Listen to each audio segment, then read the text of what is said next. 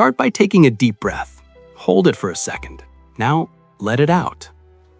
When was the last time you experienced true, absolute silence? I'm not talking about the silence of an empty room where the refrigerator is humming or the air conditioner is blasting. I am talking about the deep silence of the world before it got so loud. We're living in an era of noise. We are bombarded by notifications, by news tickers, by 24-hour opinions, by the constant buzz of a million invisible signals flying through the air. We have more information at our fingertips than the President of the United States had 50 years ago. And yet, do we feel wiser?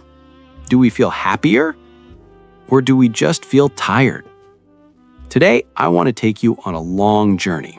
We are not just going back a few years. We are going back to a different state of mind. We are going back to a time when the clock ticked a little slower. A time when being connected meant holding someone's hand, not holding a device. We are going to walk through the rooms of our memory, dust off the old furniture, and ask ourselves, what did we leave behind in our rush to the future? And is it too late to go back and retrieve it? This is not a history lesson. This is a love letter to the way we used to live. Let's start in the most important room of the house, the kitchen. Specifically, let's look at the dinner table. In the 1950s and 60s, the dinner table was the altar of the family. It was non-negotiable. At 6 p.m., you were there, hands washed, shirt tucked in. There was no television in the background. There were no smartphones next to the forks. There was only food and conversation. And let's be honest, the conversation wasn't always profound. Sometimes it was just dad complaining about the boss, or mom talking about the price of pot roast. But it was connection. You learned how to listen. You learned how to tell a story. You learned patience, because you couldn't just Google the answer if you had a debate. You had to talk it out. We looked each other in the eye. We digested our day along with our food. Today, look at a restaurant. A family of 4 sits together, but they are miles apart. 4 faces lit up by the cold blue glow of 4 screens. They are physically present, but spiritually absent. We have traded the nourishment of conversation for the empty calories of digital distraction. We are starving for connection while sitting at a full table. If there is one virtue that the modern world has murdered, it is patience. We have declared war on waiting. We want our food instantly, our movies instantly, our replies instantly. But I believe that waiting was the secret ingredient that made life taste so sweet. Think about the long-distance phone call. Do you remember how expensive it was? You didn't make a long-distance call just to say hi. It was an event. You waited until Sunday evening when the rates were lower. You gathered around the phone in the hallway, and when you heard that voice from across the country, every second mattered. You didn't waste words. You listened intently to the crackle on the line, trying to feel the person on the other end, because it was rare. It was precious. Or think about photography. Today, a teenager takes 500 selfies in a minute and deletes 499 of them. Nothing has value because the supply is infinite. Back then, you had a roll of film with 24 exposures. That was it for the whole birthday party. You had to choose your moment. You had to frame it carefully. And then you waited. You dropped the film off at the drugstore and you waited a week to see if the pictures came out. Do you remember the anticipation of opening that envelope? The smell of the chemicals? Sometimes the photos were blurry. Sometimes heads were cut off. But they were real. They were physical objects you could hold, not just pixels in a cloud. Now, let's step outside the house. There's a phrase I hear often from people of our generation. We used to leave our doors unlocked. It sounds like a myth to young people today. They have cameras on their doorbells, alarms on their windows, and gates around their communities. But we know it was true. Why could we leave the doors unlocked? Was it because there was no crime? No, it was because we had a security system better than any technology. We had neighbors. You knew Mrs. Miller down the street. She knew your car. She knew your kids. If a strange car pulled into your driveway, 3 neighbors would be looking out their curtains to see who it was. We were a web of protection for each other. If you ran out of sugar, you didn't drive to Walmart. You walked next door with a cup. And you didn't just get sugar, you got a conversation. You got a connection. We have built higher fences and thicker walls to feel safe, but we have ended up feeling more isolated and more fearful than ever before.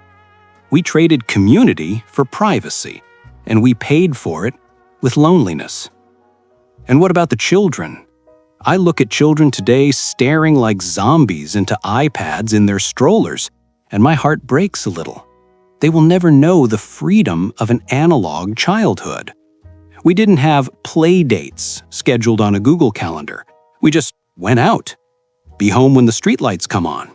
That was the only rule. In between breakfast and those streetlights, we were explorers. We were captains of industry, building forts out of cardboard boxes. We were Olympians playing stickball in the cul-de-sac. We scraped our knees, and we didn't sue the city. We just put some mercurochrome on it and kept playing. We learned how to negotiate. If there was a dispute in the game, we didn't run to a parent or a referee. We worked it out among ourselves. We learned social skills, not by reading about them, but by living them. We drank water from the garden hose, hot and tasting like rubber, and it was the best water in the world. We were bored sometimes, yes, but boredom forced us to be creative. Today, we have killed boredom, and with it, we might have killed imagination. Let's talk about something visual, appearance, and manners. Look at old footage of a baseball game or a city street in the 1950s.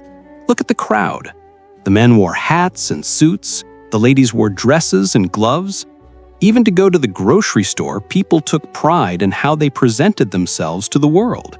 It wasn't about being rich, it was about self-respect. It was about showing respect for the public space. And with that dress code came a code of conduct.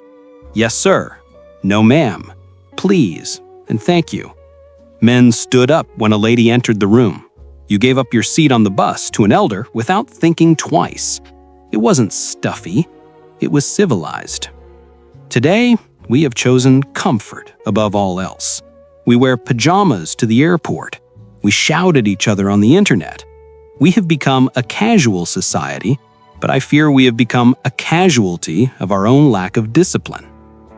There is a philosophy that defined our generation, and it can be summed up in one sentence. If it's broken, fix it. We didn't live in a disposable world. If your toaster stopped working, you took it to the repair shop. If your shoes wore out, you took them to the cobbler to get new heels. We understood the value of things. We understood that material goods required care and maintenance. But this philosophy went deeper than just objects. It applied to relationships. Today, if a marriage gets difficult, the modern solution is often to throw it away and find a new one. It's the Tinder mentality. Swipe left, try again. But we knew that love isn't a fairy tale, it's a job, it's work. Like that old toaster, sometimes a marriage blows a fuse. You don't throw it out, you open it up, you tinker with it, you work on it, and you get it humming again. We stayed together not because we had no choice, but because we had the grit to fix what was broken. The sun is setting on our time. The world is spinning faster and faster, fueled by algorithms and artificial intelligence. We cannot stop the clock, but my friends, we do not have to become victims of it. Just because the world is loud doesn't mean you can't be quiet. Just because everyone is rushing doesn't mean you can't walk slowly. Just because everyone is texting doesn't mean you can't pick up a pen and write a letter to your grandson. We are the keepers of the flame. We are the last witnesses to a time when life was tactile, when life was face-to-face, when life was human. If we let these memories die, the future will never know what it missed. So I leave you with this challenge. Turn off the screen after this video. Go sit on your porch or look out your window. Watch the birds. Listen to the wind. Make a cup of coffee and just sit. Reclaim a few minutes of the past for yourself today. I want to ask you a question, and I read every single answer. If you could bring back just one thing from the past, one feeling, one object, or one tradition, what would it be? Tell me in the comments below. Your stories are the legacy we leave behind.